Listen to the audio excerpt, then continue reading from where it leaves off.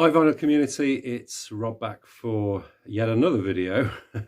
This is my, I'm trying to at least upload one video a week. It's not always possible, I think, for me to do that, but or certainly any more than that. But yeah, I'd like to keep my hand in.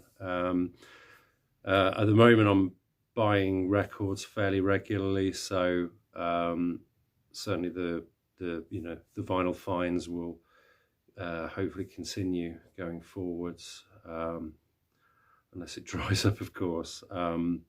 So these are again just some a few that I picked up yesterday from my local shop in Stratford-on-Avon, as usual. A couple of them at the end are ones that I actually picked up from last week but didn't make it onto my previous video for some reason. So but yeah, I'll rattle through those. Anyway, I hope you're all keeping good, and the weather is being kind wherever you're watching from.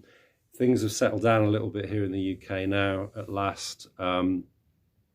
As Steve Whitty pointed out on his video this morning, we're, I think, very fortunate here in the Midlands that we're not, I guess we've got off pretty lightly compared with some other people in other areas of the UK, particularly those that live in floodplain areas. They've really had it bad. So, but yeah, it looks like it's abating a bit now. And as I say, it's been quite sunny this morning, so hopefully that will continue. Anyway, so moving on to the finds. Okay, so kicking off, the first two are a couple of sort of sunshine pop psych ones, I guess, that from the late 60s. This one is by a group called The Prophets, and this is I'm not sure if this is their only album that they did. This is called Playgirl. I think this is from 1969. It's very upbeat. I guess quite typical of the sort of sunshine pop of the time. Very upbeat, playful, enjoyable. Yeah, nothing earth-shattering, but I think the single Playgirl was the hit off this. On the second side is actually a little bit denser. Couple of the tracks are a little bit more psych tinged, I guess, maybe you could say. And particularly, I think it was Heartbreak. It's a track called Heartbreak Avenue, which was pretty good. It's got a bit of fuzz guitar on there. I know the psych heads love all that stuff. So and it's on this inner sleeves, pretty destroyed actually, but the record itself's in really good condition. It's on this Cap Records label. So and this was £6, I think. So yeah, I was happy to pick that up. And it's all right, yeah. So another one to, I mean, it's always good to pick up these kind of albums. They show up from time to time, and I'm happy to pick them up. So yeah, that's The Prophets and Playgirl. Okay, the second one is, I believe, their second album, second and final album, I think. This is Every Mother's Son Is Back. This MGM label, and it's got this sort of gimmick cover with this fold out thing here with the back. I guess that's the joke, standing joke, they're back. So and this is on MGM Records, just this yellow vinyl. I think this is 68, if I'm not mistaken. But it says, it didn't say on the cover, but it said on the disc, it says Special Disc Jockey Record. So I guess that must be a promotional record. But yeah, It's really good. A bit like the other one. The first side is very pop-like, and it gets a bit more sort of psychedelic on the second side as the album progresses. So yeah, it kind of arguably gets better as it goes on. But yeah, I mean, I enjoyed this, and yeah, it was only a few quid, so happy to pick that one up. Okay, the next one is I seem to be coming across quite a few French artists at the moment. I don't know why these records are, you know, he just gets in these from collectors from all over, I suppose, and it's just the way it is, I guess. But yeah, this is an artist called Juliette Greco. That's a great cover, isn't it? Love that sleeve.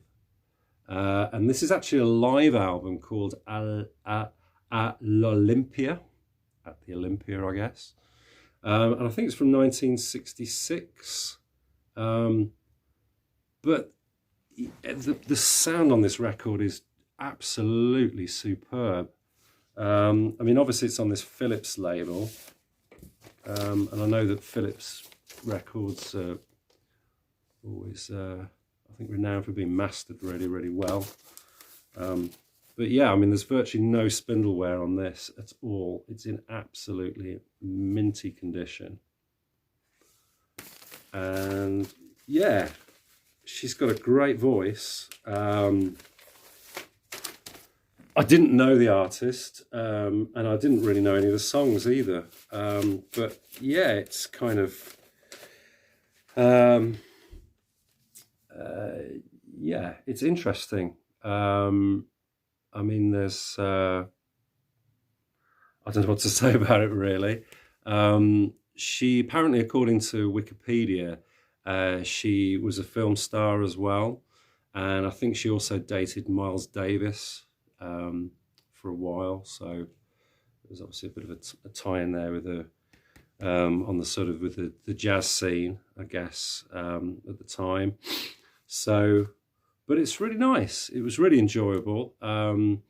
There's sort of very, in between the songs, there's very, you know, sort of very quiet, sort of appreciative sort of applause. But other than that, it's just silent throughout the performance, and almost as if it's been, you know, glossed over in the studio or something. You know, I mean, Ben and I were talking about this, and we thought about live albums that don't necessarily sound that they're live. I think the famous one that falls into that category, I think, is the Thin Lizzy album. I think Live and Dangerous, I think that was notorious for purporting to be a live album, which of course it is, but then there was quite a lot of sort of overdubs done in the studio and sort of studio trickery to, you know, to sort of bring out certain elements of the instruments and so on. Stuff like crowd noise was added afterwards and this kind of thing. So, yeah, but I don't know. Again, this was just pure supposition on our part. Don't know whether that's true or not. But yeah, really nice album. I love that with the black and white on the back and then the colour on the front, the image. It's superb. Yeah, good stuff. So, okay, this was a complete. Well, I was actually given this, so he didn't charge me anything for this. This is, and I've never heard of this. This is a sort of 60s, 70s soul record by a band called, well, it's an artist called Stanley Black, and it's called Black Magic. I didn't know anything about this at all, but again, quite an interesting cover. And it's got, it's mainly instrumental, it is instrumental, and it's got a theme from Shaft, Feelings, it's got The Hustle, which I think was a big sort of hit in the mid-70s, wasn't it? Yeah, very of its time, but it's well recorded, it sounds great, and, you know, it's nice to have some, you know, sort of instrumental stuff that you can just put on in the background sometimes, and you can do other stuff too or whatever, and it's enjoyable, and yeah, it's all right. So that's Stanley Black and Blackmagic. Okay, this one is one that I've meant to pick up many times, but I've never seen it in particularly good condition at the right price. This is Jean-Michel Jarre, and this is the Concerts in China. My friend had a copy of this, and I used to listen to this years ago. And there's a song in it called Fishing Junks at Sunset, which is really, really nice. It's got like sort of toy kotos on it and so on, and a lot of sort of stringed instruments. Really nice. Double album, of course. And that's the gatefold for those who haven't seen this. There's the man himself standing there in the mirror. But yeah, I mean, it's got live versions of some of his previous studio output, like Equinox and Magnetic Fields, and it's great. Yeah, nice to have. I think this was notable, this album, for being, I think he was the first Western artist to play in the Republic of China, so quite a sort of watershed album from that perspective. But yeah, I mean, this is, I'll pick this up for £5, and it's in really, really good condition, so pleased to get that. Okay, there's a couple I got from last week, but I didn't show. This is Don McLean's debut album, Tapestry. I'd never actually heard this album. The only album I had of Don McLean's was American Pie, and obviously very familiar with that. I knew some of the songs off this, like Castles in the Air, and I Love Her So, and I Love You So, sorry, which obviously has been covered lots of times by various artists. It's got this lovely matte sort of sleeve. It comes with a lyric in it. All his songs on. And his lyrics are brilliant on this. It's a wonderful, really, really good album. I'd say it's definitely as good as American Pie. The quality of the songs, really, really good. Really stands up well. Got a bit of a hole punch there, with a deletion stamp, but yeah, the vinyl's in really, really great condition on this United Artists label. Yeah, so I was really, really pleased to pick that one up. Okay, now the last one is just another one that Scott very kindly gave to me out of his little personal stash that he gets in. This is another Joan Baez one. This is Joan Baez in concert. I haven't actually spun this one yet, so I can't comment on it. But yeah, I think this is 1962. It's another one on the Vanguard label. And it's got like Babe, I'm Gonna Leave You, Kumbaya, Black is the Colour, Matty Groves. Yeah, some classic stuff on there. And yeah, I'll be looking forward to obviously giving that a spin. So